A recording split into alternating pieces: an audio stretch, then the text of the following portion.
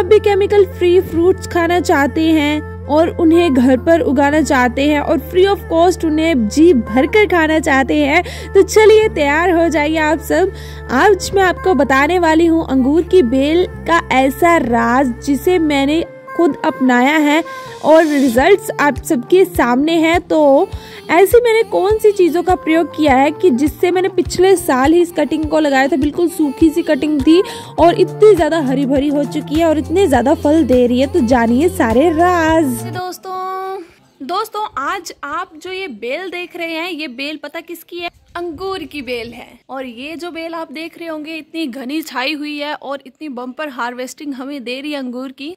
ये जस्ट हमने पिछले साल लगाई थी। इस बेल की हमने बिल्कुल सूखी सी डंडी लगाई थी और फिर सूखी डंडी लगाने के बाद साल में ही इतनी ज़्यादा ग्रो अप हो चुकी है और इतनी ज़्यादा मात्रा में अंगूर भी ग्रो कर रही है। तो दोस्तों इसे लगाना कोई मुश्किल काम नहीं है। आप बहुत ही आसानी से अंगूर की बेल को अपने घर पर भी ग्रो कर सकते हैं, बहुत ही आसानी से। हमने तो बिल्कुल सूखी सी डंडी से इसे इतना ज्यादा हरा भरा कर दिया है और साल भर में ही हमें इतने बढ़िया रिजल्ट मिल रहे हैं। तो आज मैं आपके साथ वो सारे राज शेयर करूंगी जो मैंने इस बेल के साथ किए हैं। काफी अच्छी ग्रो अप भी हो चुकी है, देखिए आगे तक ये अच्छे से फैल चुकी है।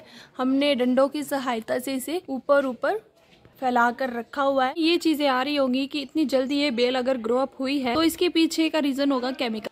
तो नहीं भाई नहीं, हम तो केमिकल का बिल्कुल भी प्रयोग नहीं करते हैं और ये चीजें तो हमने खुद खानी है, तो हम तो इसमें बिल्कुल भी नहीं करना चाहेंगे केमिकल का प्रयोग। आप ये देख रहे होंगे तो मैंने बस इन्हीं खादों का प्रयोग किया है। तो चलिए जानते हैं ये खाद कौन सी है, किस तरह से बनानी है और किस तरह से इस खाद का प्रयोग करना है।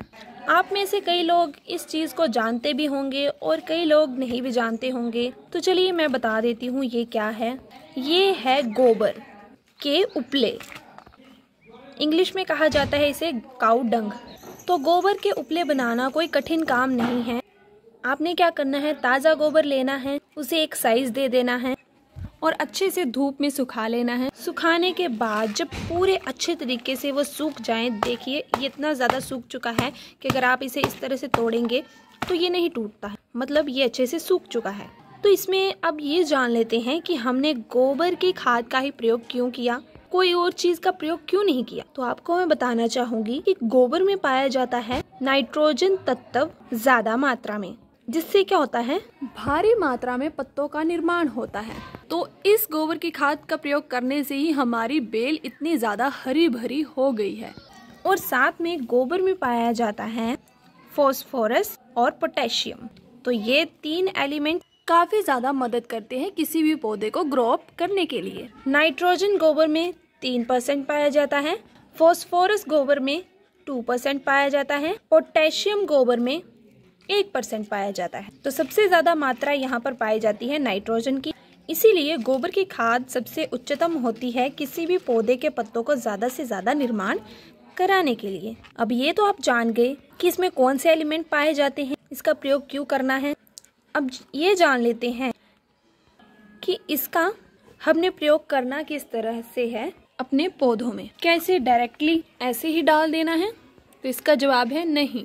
जब ये अच्छे से सूख जाए तो आपने इस तरह से इसे कूट लेना है, देखिए बिल्कुल इसी तरह से। फिर कूटने के बाद ये कुछ इस प्रकार का रूप ले लेगी और यहाँ पर आपकी तैयार है खाद। बिना किसी खर्च के दुनिया की सर्वश्रेष्ठ खाद आपके पास तैयार हो चुकी है।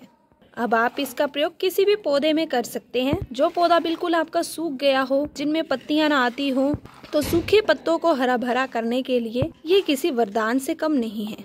और कई लोगों के दिमाग में ये क्वेश्चन भी आ रहा होगा कि हम इतनी मेहनत क्यों करें, क्या हम ताज़ा गोबर ही ना डाल दें इसमें, जरूरी है इसे सुखाना? तो इसका जवाब है नहीं, ताजे गोबर का तो बिल्कुल भी प्रयोग नहीं करना है अपने पौधों में। ताजे गोबर में पाई जाती है मीथेन गैस, जो कि थोड़े ही दिनों में हमारे पौधों को जला कर रख देगी अगर हम ताजे गोबर का भरपूर मात्रा में प्रयोग करें। बट जब हम इस तरह से उपला बना लेते हैं तो वो गैस जो है वो धीरे धीरे करके रिड्यूस होती रहती है, क्योंकि उपले को सूखने में लगता है पूरे 10-12 दिन तो लगते ही हैं और इतने टाइम तक वो गैस जो है वो काफी कम मात्रा में हमारे उपले में रह जाती है, जिससे कि हमें पौधे में कोई भी दुष्प्रभाव नहीं पड़ेगा उस गैस का, क्योंकि वो काफी कम हो गई होती है उस टाइम तक। एक डिसएडवांटेज ये होगी ताजे गोबर की। दूसरी ये होती है कि जब हम ताजे गोबर का प्रयोग करते हैं अपने पौधों में, तो घास उगने की काफी ज्यादा संभावना बढ़ जाती है, जो कि हम नहीं चाहते हैं। बट ये काम हम खुद ही करते हैं। जानिए कैसे। जब जानवर घास खाते हैं तो वो घास के साथ साथ कई सारे बीज भी खा लेते हैं, जो कि वो कुछ ही घंटों में डिकम्पोज हो गोबर के रूप में आ जाता है। बट जो बीज हैं वो डिकम्पोज नहीं हुए होते हैं, क्योंकि उनको ज्यादा टाइम लगता है डिकम्पोज होने में, तो वो एज इट इज आ जाते हैं गोबर में। और फिर हम क्या करेंगे, उस गोबर को उठाकर सीधा डाल देंगे पौधों में। वो बीज फिर से उगाएगा और काफी मात्रा में आपके पौधों में घास उगाएगी, तो ये काफी बड़ी समस्या हो जाती है। तो आप भी इस समस्या में नहीं पड़ना चाहते तो इस मेथड को फॉलो करें और इसी तरह से पहले उपले बनाएं, फिर उनको अच्छे से पीस कर उसका प्रयोग करें सूखी डंडी से हरियाली भरे पौधे में कन्वर्ट करने के लिए। तो दोस्तों अभी कर लेते हैं मेन बात। हरियाली तो हमने इस गोबर की खाद से काफी सारी यहाँ पर फैला दी है, और अब है यहाँ पर फ्रूटिंग टाइम। मतलब अभी लग रहे हैं हमारे अंगूर, तो हम इनको ऐसी कौन सी खाद दें जिससे कि भारी मात्रा में अंगूर लगे। आपने ये बात हमेशा याद रखनी है कि जब कोई भी पौधा फ्रूटिंग स्टेज पे होता है, उसे कभी भी नाइट्रोजन तत्व नहीं देना है ज्यादा मात्रा। नाइट्रोजन क्या करता है, पत्तों का निर्माण करता है। फ्रूटिंग टाइम में भी हम नाइट्रोजन ही देंगे, ये पौधा क्या करेगा, फिर से पत्तों का ही निर्माण करेगा और फ्रूटिंग पे से अपना ध्यान हटा देगा, और फिर क्या होता है, भारी मात्रा में हमारा नुकसान हो जाता है। तो इसीलिए ध्यान रखें कि जब आपकी पौधे फ्रूटिंग स्टेज पर हो, उनको नाइट्रोजन तत्व कम ही दें तो ही अच्छा रहेगा। चलो ये तो बात अपने ध्यान में रख ली कि नाइट्रोजन तत्व नहीं देना है, तो अब ऐसा कौन सा तत्व देना है कि जिससे हमारी फ्रूटिंग बहुत बढ़िया हो, हमारे फल काफी ज्यादा बढ़िया हो और काफी मात्रा में हो। तो इसके लिए भी हम कोई केमिकल का प्रयोग ना करके इसी खाद का प्रयोग करेंगे। हम क्या करेंगे, एक मुट्ठी गोबर को 1 लीटर पानी में डाल देंगे। डालने के बाद इसे अच्छे से डुबो देना है इसमें। तो इससे क्या होगा भाई, मैंने आपको कितनी रेशो बताई थी गोबर में, NPK की, मतलब नाइट्रोजन, फॉस्फोरस, पोटेशियम की 3-2-1। बट जब हम इसे पानी में डाल देंगे इस गोबर को, तब नाइट्रोजन की मात्रा कम हो जाती है और पोटेशियम और फॉस्फोरस जो होता है उसकी मात्रा उतनी ही रहती है। तो फ्रूटिंग टाइम पे हमारे पौधों को चाहिए होता है कौन सा एलिमेंट, फॉस्फोरस और पोटेशियम। फिर आपने क्या करना है, इसी फर्टिलाइजर को अपने पौधों में देना है। आप गोबर को पानी में डाल देते तो इसे छाया भरे स्थान में रख देना है। एक ही दिन में आपका ये लिक्विड फर्टिलाइजर बनकर तैयार हो जाएगा। फिर आप किसी भी पौधे में जिसमें फ्रूटिंग आ रही है, इसमें इसका इस्तेमाल करके अच्छे खासे फ्रूट्स पा सकते हैं। बट इसका इस्तेमाल किस तरह से करना है ये भी जान लीजिए। 10 लीटर पानी में आपने सिर्फ 1 लीटर ये छान लेना है पहले तो, क्योंकि ये देखिए गोबर काफ़ी ज़्यादा मात्रा में है इसमें, तो इसे छान लेना है।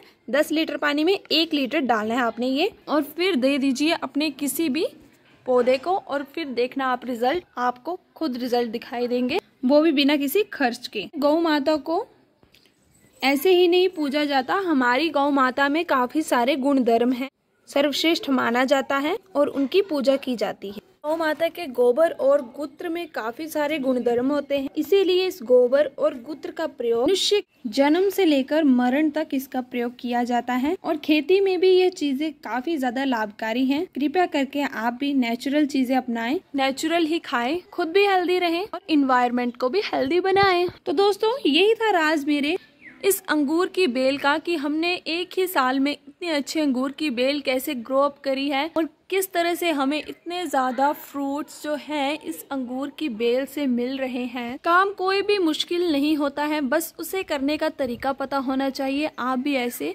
बेहतरीन फ्रूट्स अपने घर में उगा सकते हैं। और दोस्तों देखिए, ये हमने बिल्कुल छोटी सी जगह पर यहाँ पर ग्रो अप की है, साथ में कई सारे फूल भी लगाए हैं, और उसी में ही हमें इतनी अच्छी हमारी यहाँ पर अंगूर की बेल ग्रो अप हो गई है। बस खाद का थोड़ा ध्यान रखना पड़ता है, वो सब चीजें उगा सकते हैं जो कि आपको चाहिए। तो आज का ये वीडियो आपको कैसा लगा कमेंट करके जरूर बताएं, और ये इन्फॉर्मेशन अगर जरा से भी अच्छी लगी हो तो शेयर जरूर कर देना, ताकि बाकी लोगों को भी पता चले कि हमारी गौ माता के गोबर और मूत्र में कितने ज्यादा गुणधर्म हैं कि वो खेती में भी काफी ज्यादा लाभदायक होते हैं। तो चलिए मिलते हैं कल एक और नई वीडियो के साथ। Bye bye.